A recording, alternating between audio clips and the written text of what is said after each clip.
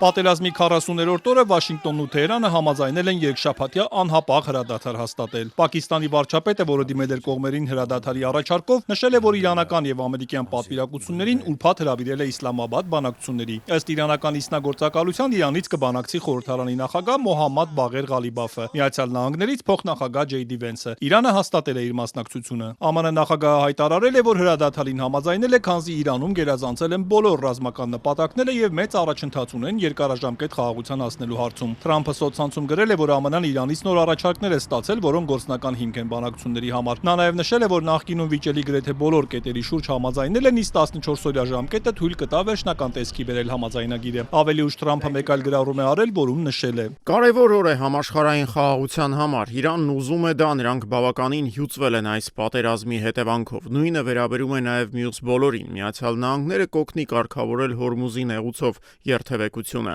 Շատ գումար հնարավոր կլինի աշխատել։ Սպիտակ տան ղեկավարը նշել է, որ ԱՄՆ-ն կօգնի Իրանի վերակառուցմանը, սա կարող է Մերձավոր Արևելքի ոսկե դարը լինել, գրել է նա։ Ֆրանս պրեսին էլ Թրամփն ասել է, որ սա Միացյալ Նահանգների համար լիակատար եւ ամբողջական հաղթանակ է։ Մեկ այլ գրառմամբ էլ Թրամփը հայտնել է, որ ԱՄՆ-ն սերտ կհամագործակցի Իրանի հետ, որտեղ ըստ նրա ռեժիմի փոփոխություն է եղել։ Շեշտել է, Իրանը չի կարող հարստացնել ուրանը, իսկ արդեն հարստացվածը դուրս կբերվի երկրից։ ԱՄՆ-ն կքննարկի նաև Իրանի նկատմամբ մաքսատուրքերի եւ պատժամիջոցների մեղմացման հարցը, իսկ Իրանին զենք մատակարարող ցանկացած երկրի համար ԱՄՆ-ն անմիջապես 50% մաքսատուր կսահմանի, զգուշացրել է նա։ Իսրայելը հայտարարել է, որ սատարում է ԱՄՆ որոշումը եւ դադարեցրել է Իրանի դեմ ռազմական գործողությունները։ Վարչապետի գրասենյակից սակայն ընդգծել են, հրադադարը չի վերաբերում Լիբանանին, որտեղ շարունակվում են արևմուտքի կողմից ահաբեկչական ճանաչված Հեզբոլլայի դեմ գործողությունները։ Բեյրութի ուղղությամբ այսօրվա սաստիկ հարվածներից հետո հաղորդվում է տասնյակ զոհերի ու հարյուրավոր վիրավորների մասին։ Իրանի արտգործնախարար Աբբաս Արաղչին հայտարարել է, որ առաջիկա 2 շաբաթը Հորմուզի նեղուզով անվտանգ երթևեկությունը կապահովի իրանական զինուժը։ Իրանցի բարձրաստիճան պաշտոնյան, ում անունը չի նշվում, Reuters-ին ասել է, որ նեղուցը կբացվի 5 շաբթի կամ ուրբաթ, եթե մեջբերում են բանակցությունների շրջանակի շուրջ համաձայնության հասնեն։ Ընդ որում նեղուցով անցումը կլինի սահմանափակ եւ կհամակարգվի իրանական զինուժի հետ։ Մինչդեռ ԱՄՆ պաշտպանության նախարարը պնդել է, թե նեղուցը բաց է եւ նշել, թե Իրանում վճռական հաղթանակ են տարել։ Փիթ Հեքսեթը նաեւ պնդել է, թե Իրանի նոր ղեկավարությունն աղաչել է, որ հրադադար հաստատվի։ ԱՄՆ զինուժը դեռ կմնա Մերձավոր Արևելքում, ասել է նա։ We're not going anywhere. We're going to make sure Iran complies with. Մենք ոչ միտեղ չենք գնալու, մենք ապահովելու ենք, որ Իրանը պահպանի այս հրադադարի պայմանները,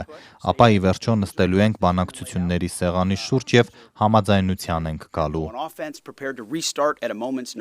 Նույնը հաստատել է ԱՄՆ զինված ուժերի շտաբի պետերի միացյալ կոմիտեի նախագահը գեներալ Դեն Քեյնի խոսքով ամերիկյան զինուժը պատրաստ կլինի անհրաժեշտության դեպքում ամեն պահի վերսկսել ռազմական գործողությունները, եթե դիվանագիտությունը ձախողվի։ ԱՄՆ փոխնախագահն իր հերթին Հունգարիայում հայտարարել է, եթե իրանցիներն իսկապես պատրաստ են համագործակցել, ապա հնարավոր կլինի համաձայնության գալ, իսկ եթե փորձեն խաբել, ապա արագ կհամոզվեն, որ Թրամփն այն մարդը չէ, ում հետ կարող են կատակ անել։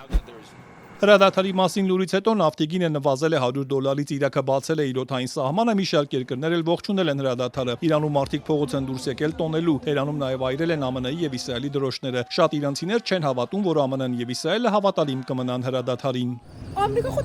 Ամերիկան մինչ օրս 100 անգամ ցույց է տվել իր դեմքը։ Մենք 2 անգամ բանակցությունների սեղանի շուրջ էինք, երբ հարձակվեցին։ Այս հրադադարը նաև անշուշտ նրա համար է, որ վերականգնեն ուժերը։ Մենք սա զգացինք եւ դիմադրության ճակատում, որտեղ նրանք օգտագործեցին հրադադարի պատրվակը զինվելու եւ ավելի ուժեղ հարվածելու համար, եւ 12-օրյա պատերազմի ժամանակ, երբ հրադադարի պատրվակով դադարեցրին պատերազմը, զինվեցին եւ կրկին հարձակվեցին։ Չնայած հրադադարին, Պարսից ծոցի երկրները դեռ հայտարարում են Իրանի կողմից հարձակումների մասին։ Իրանն իր հերթին հայտարարել է, որ իր օդային տարածքում իսրայելական անօդաչու է խոցել եւ զգուշացրել, ամերիկա-իսրայելական ուժերի ցանկացած ներկայություն իր տարածքում կհամարվի հրադադարի խախտում, որին մեջբերում են վճռական պատասխան կտրվի։ Պատերազմի հետևանքով Իրանում սպանվել է ավելի քան 2070, վիրավորվել 26500 մարդ, թեև ըստ իրավապաշտպանների զոհերի թիվն անցնում է 3500-ը։ Լիբանանում սպանվել է 1500-ից ավելի, վիրավորվել 4640-ից ավելի մարդ, իսկ Իսրայելում սպանվել է 26, վիրավորվել 7183 մարդ, 13 զոհ եւ 200 վիրավոր էլ ունեցել է Միացյալ Նահանգները, 150-ից ավելի մարդ էլ սպանվել է Պարսից ծոցի երկրներում։